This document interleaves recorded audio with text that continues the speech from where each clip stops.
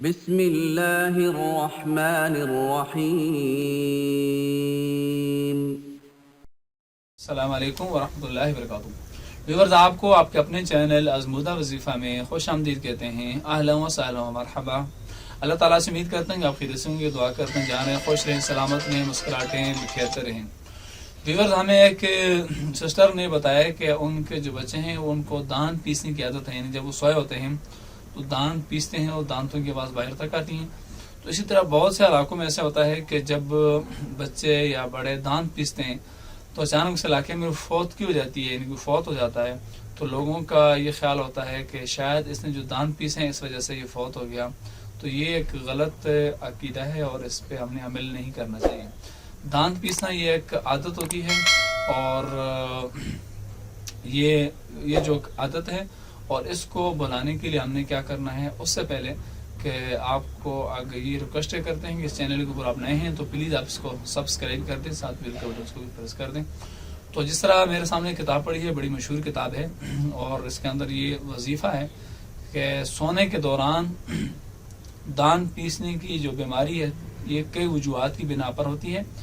اس میں ایک وجہ پیٹ میں کچوے یا کیڑے بھی ہوتے ہیں۔ بہرحال وجہ کچھ بھی ہو، مریض جب گہری نیند سو جائے تو اس کے قریب سرہانے کی طرف کھڑے ہو کر اتنی آواز سے کہ نیند خراب نہ ہو، چند روز تک کوئی صاحب یعنی کہ گھر کے اندر کوئی بھی ہو یہ پڑھے کاف ہا یا عین صاد۔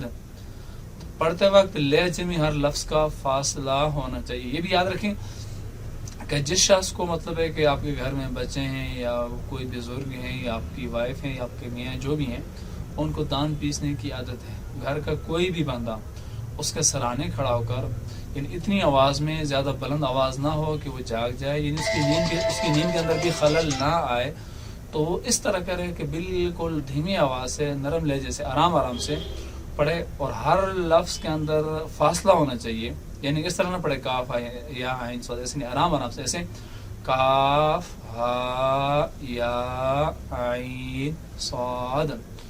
تو یہاں لکھنے والوں نے لکھا کہ چند روز تک کرے تو انشاءاللہ تعالیٰ اس کو دان پیسنے کی جو عادت ہے اسے چھوٹ جائے گی۔ تو اللہ تعالیٰ سے دعا کرتے ہیں کہ اللہ تعالیٰ اور جن لوگوں کو یہ بیماری ہے دان پیسنے کی، اور یا اس کی وجہ سے جو بیماریاں لگ چکی ہیں، اللہ تعالیٰ ان کو شفا عطا فرمائے، اور اس بیماری سے اللہ تعالیٰ، ہر ایک بیماری سے اللہ تعالیٰ بچائے، روحانی جسمانی بیماری سے اللہ تعالیٰ ہم سب کی حفاظت فرمائے۔